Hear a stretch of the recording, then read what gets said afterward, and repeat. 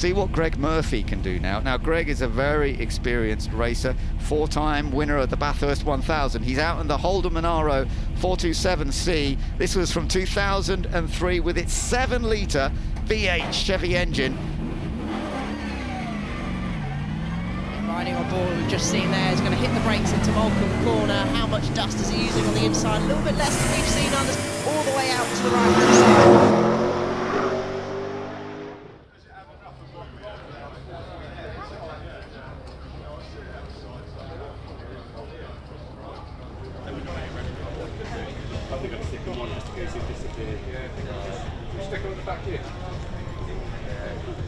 My name's Greg Murphy from New Zealand, ex-racing car driver down in the bottom of the world in V8 supercars.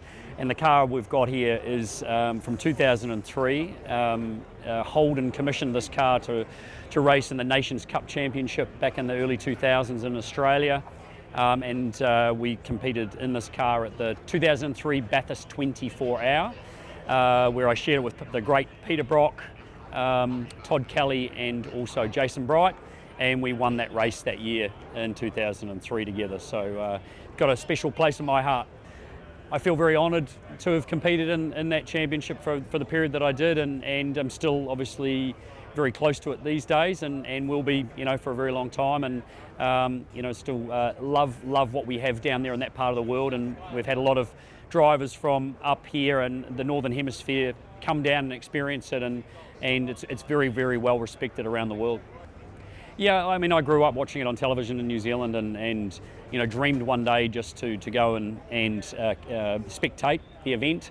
I was a huge Peter Brock fan growing up, so again, having the 05 on this car and having his name and being a teammate with Peter for a number of years through supercars and with this car was very special. So, growing up I was just a fan and dreamed one day of going to visit the circuit. So to end up actually racing there, was absolutely, top of the list and something incredibly special. And then to actually have success at the venue as well and win the race a few times, is the epitome of my career for sure. So, it really is something that stands out amongst all of us Southern Hemisphere drivers, and the race to win down there is the Bathurst 1000. You've won that 4 times. You've also done the 24 hours. You came first in that. Why were you so good around there? I was one of many that were very good, and we know in motorsport, things do, the dice have to roll your way, to have those successes. So, you're in the right time, right team, right car, right teammates, and things fall your way sometimes. So, I loved the place. I respected it massively. It was always an honour to race there. I never took it for granted. But yeah, it held a special place, and I loved the challenge, and it was a place that you really did appreciate being at, so you gave it everything that you had. Plenty of rivalries, lots of rivalries. I think I went through a period in Supercars Championship of probably the golden age through the 2000s, late 1990s through the 2000s, where our battle between Holden and Ford, red versus blue, was very tribal and incredibly strong. The rivalries were huge between the drivers, between the teams, between the fans, and so I was very fortunate to be a part of on the Holden side and stayed true to that and loyal to that for my whole career. But it built a lot of driver rivalries as well. Myself, I suppose one that stands out was Marcus Ambrose. Another one was Russell Engel, Mark Scaife. There was amazing drivers, very talented, who were very good and wanted to win. And we built. I think the sport got built on a lot of that, and also because of that Ford Falcon and Holden Commodore sort of rivalry through the manufacturers themselves selling cars as well. It all showed up on the racetrack. Yeah, it's like a supercar, just lacking 2 doors. So built by Gary Rogers Motorsport on a supercar platform, but it runs a 7-litre V8 Chevy under the bonnet rather than the 5-litre that we run in supercars. But everything else in it, the running gear, is all supercar specification. Just got a bigger tyre on it, bigger wheel and tyre package, and the aero's a little bit different. But it was designed, as a GT car, not a supercar as such. So quite different rule book in many respects, certainly with the engine size. So it's early GT3 effectively kind of thing. Nations Cup was designed for GT type cars. There is a BMW M3 GTR over there of the same era that a similar car raced against this, and there was Porsche 911 GT3 or GTRSs, I think, or RSRs, I think, were competing at the same time. Hello, Jake. And so it was a real mix of cars at the time, a little bit like GT3 today, but it was a restricted engine. It didn't have unlimited horsepower, so around 600 horsepower. The fact that Holden decided to bite the bullet and build this car specifically for that series was a big commitment by them, a little bit out of left field really. And so that in itself, the fact that they decided to do something like that was really special. I remember at the time that all the Holden contracted drivers at the time were all putting their hands up to drive these cars.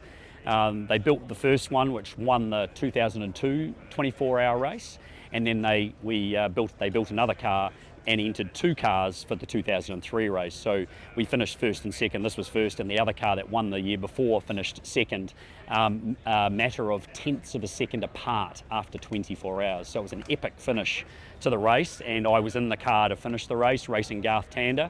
The last 7 minutes were flat out us dicing through traffic to get to the finish line after 23 and quarter hours. So it was chaotic. So that's really special, and to be with Peter Brock in the car for that race just added to the significance of it. And then finally, Steve Ritchie was also in the shoot. Yeah. Are you feeling competitive? No, I think again we're both in that space where we're just privileged to have the opportunity, and hopefully the crowd will appreciate a couple of these cars coming all the way from down there to be here and put on a show. I mean, everyone here is a car fan. These two are very significant cars down in our part of the world, and we know there's a lot of people that will recognise them and know what they are, and that's part of the journey and part of the celebration of what this is all about.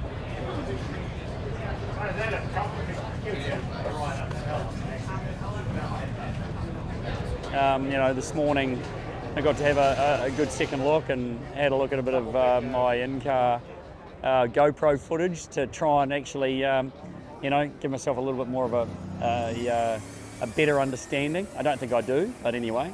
So no, it's absolutely fine. We can't wait to go and have another run. It's just over way too quickly. You get down there and you build up, and then boom, it's all over and out and done. But that's what it's all about with hill climbs, and just having the opportunity to be on this bit of tarmac, and this crowd is incredible. I feel very lucky to be here as a fan, but also a lot better off than a lot of the other fans who would probably sell their grandmothers to do what I'm doing. So we haven't been sort of obviously timed yet, I don't think, or if we have, I don't know what it was, but just to keep learning, because it's actually quite tricky.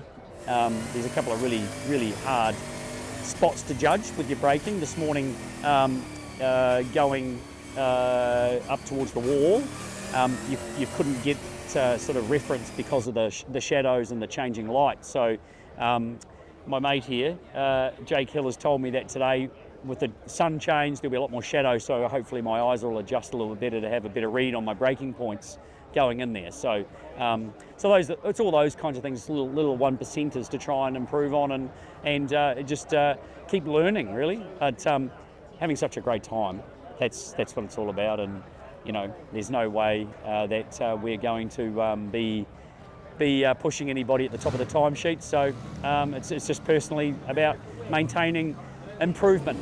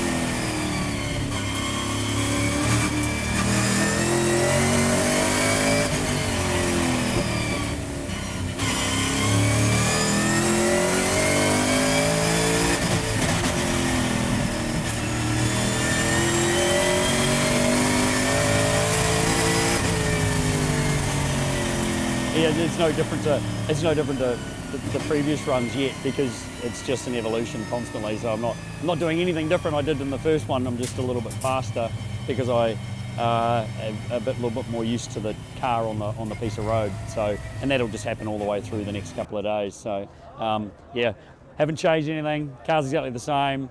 It's just the driver evolving and learning every run, which is hard because it's so short, but it's just, again, it doesn't matter.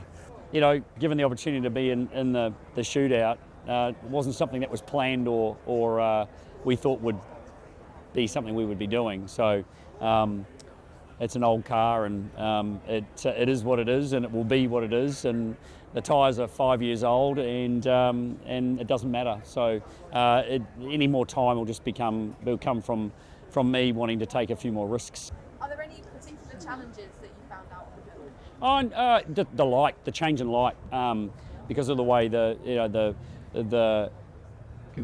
hill climb sort of turns and goes the other ways, and the trees and bits and pieces, just the way the sun is changing and moving as well. Just every time you drive it, it's a very different experience, just with your eyes trying to actually adapt to the road and see things. So shadows, part of it, parts that weren't dark this morning were dark this afternoon. So I suppose the prowess and the willingness to actually push in areas and hope that you're doing the right thing in some cases, because your eyes are trying to change and refocus on the different lights. So that's the hardest part.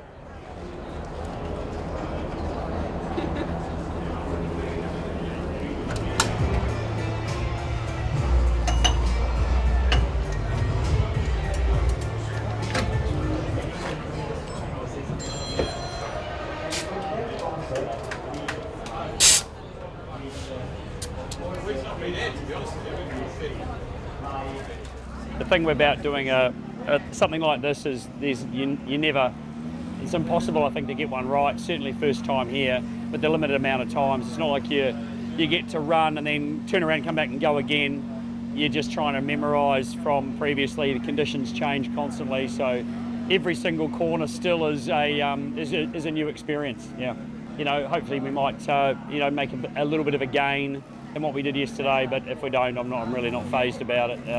As I say, I'm just trying to hopefully please the fans, and also I think the key target for me is to continue to feel the experience that this is giving, and I don't doubt that's still going to be the case. So, you know, I'm just loving the opportunity, and to be able to put this car out on this is something I'll never forget.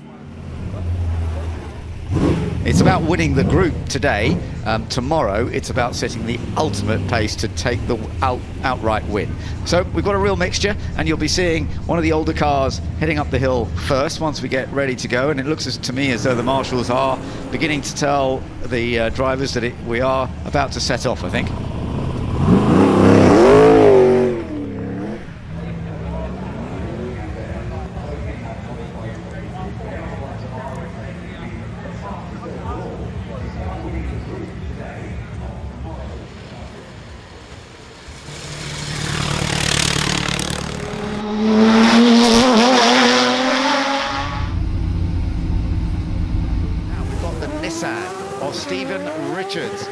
Heading up the hill, and this is in the touring car category. So the touring cars, we've got a bunch in this class, and the HR31 GTSR Skyline.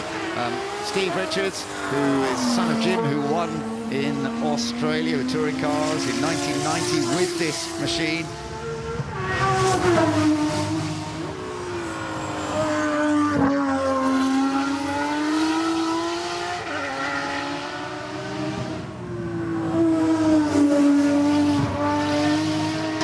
All the way back in 1990. Will it take victory today in the touring car class?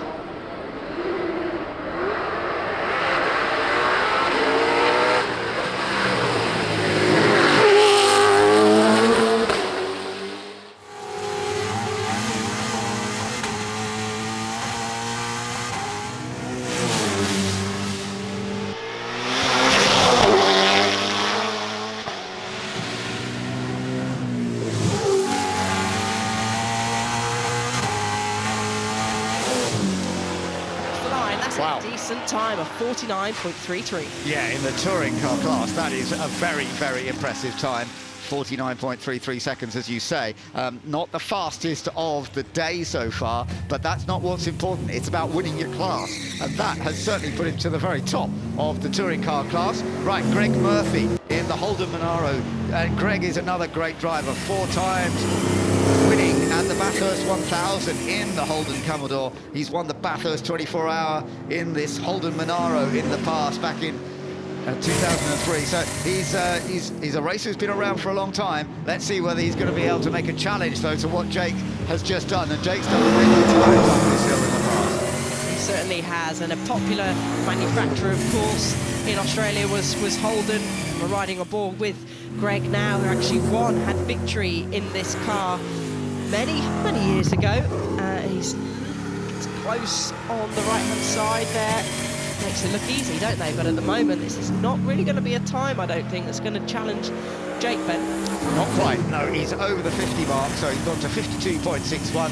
So Jake Hill in this class, who's done that 49.33, is looking to be the man to take the top step, absolutely, in that touring car class. So well done to Jake Hill, and that was another superb performance by him, and I'm sure he thoroughly enjoyed it. Fastest of the touring cars.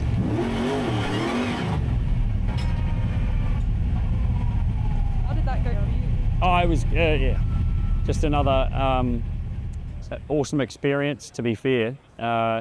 You know, yeah, it didn't feel much different to the last one.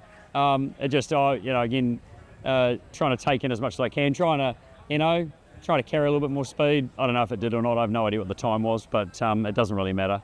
We got to the top and everyone up there's having a good time, and you come back down and people are clapping and they're appreciating it. So I couldn't ask for anything more. Well, it's a really eclectic mix in the shootout, and there's a lot of very good, very fast cars, newer cars, you know, very good race car drivers driving them. So, you know, as I say, it's truly and utterly just an honour to be a part of that and be part of that spectacle. So, yeah, we're very limited by what the machine does and limited by what the driver's capable of doing, and I think that's where we are. Looking forward to Sunday, and it's been an epic week.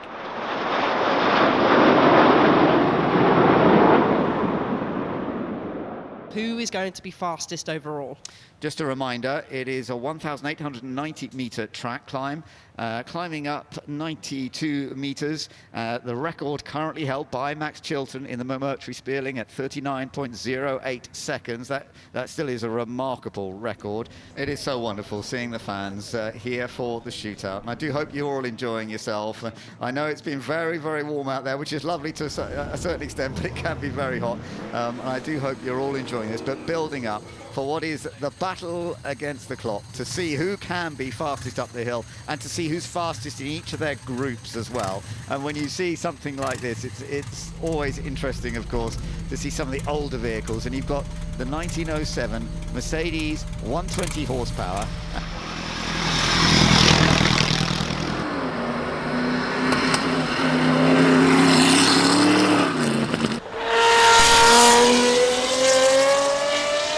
One is the Nissan HR31 GTSR Skyline, and it's Stephen Richards who is taking this one up the hill, and we shall see how this goes. Stephen is the son of Jim, who raced with this in Australia back in the 1990s and won the Australian Touring Car Championship that year, winning 6 out of the 8 events that he did, and that was remarkable. So it is a rapid machine with good history, and he's going quick. And it was a pivotal machine.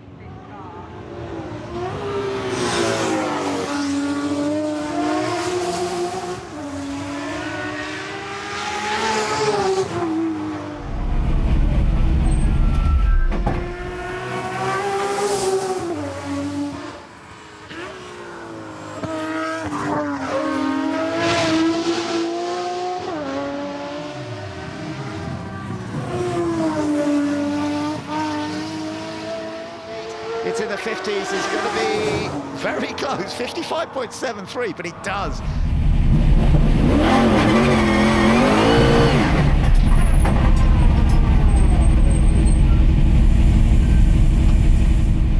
We'll see what Greg Murphy can do now. Now, Greg is a very experienced racer, 4-time winner of the Bathurst 1000. He's out in the Holden Monaro 427C. This was from 2003 with its 7-litre V8 Chevy engine and a winning car at Bathurst in the 24-hour race a couple of times. Let's go on board, and you can see the work going on the steering wheel as well. And that first sector, fastest already. So Greg Murphy's in good form here. Yeah, riding on board, we've just seen there, is going to hit the brakes into Moulcombe Corner. How much dust is he using on the inside? A little bit less than we've seen others, all the way out to the right-hand side.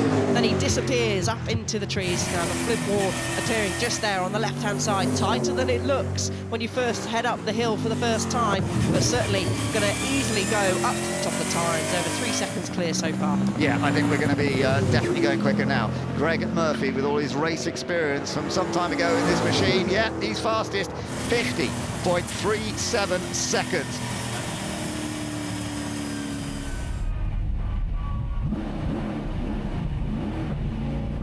Let's have a look at the result. Romain Dumas, the winner, with the Ford Super Truck at 43.23 seconds. Had a Scott Speed in the Subaru Project Midnight. James Wallace, as ever, very quick third with the Porsche 911 GT3 Cup. Alex Summers in the Shadow Chevrolet, he was fourth fastest, ahead of Jake Hill, Sarah Bovey and Greg Murphy in 7th place. Dirk Muller was 8th, Laurent Hergen in 9th in the Alpine, and Stephen Richards in the Nissan HR31 was 10th.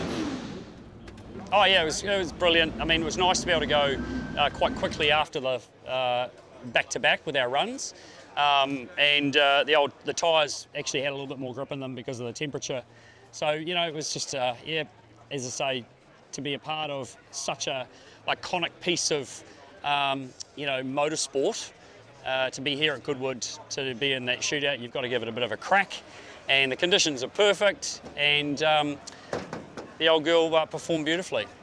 And coming 7th overall as well, are you pleased with that result? Well, it's the 6th loser, so, you know, take from that what you like, but, you know, no, I really couldn't care less. We've had an absolute ball, and, yeah, so just it's about being here and being a part of it. So I think though, the revival is actually now on the top of my list, so that needs to be attended at some stage in the very near future. So if anyone's watching or listening, keen to go, give me a call.